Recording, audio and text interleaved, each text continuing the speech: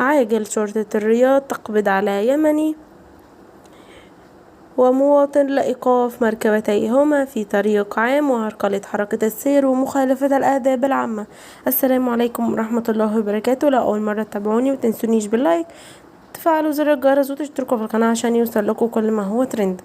شرطة منطقة الرياض تقبض على شخصين لإيقاف مركبتيهما في طريق عام وعرقلة حركة السير ومخالفة الآداب العامة.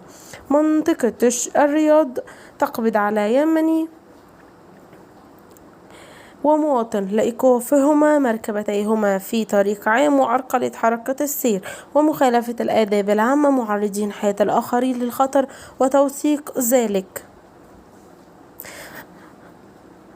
قواكم الله وربوهم مضبوط. قبضت شرطة المنطقة الرياض على مقيم الجنسية اليمنية ومواطن لإيقافهما مركبتيهما في طريق عام وعرقلة حركة السير ومخالفة الآداب العامة، معرضين حياة الآخرين للخطر، وجرى إيقافهما واتخاذ الإجراءات النظامية بحقهما وإحالتهما إلى النيابة العامة. وبكده وصلنا لنهاية الفيديو مع حضراتكم، مع السلامة.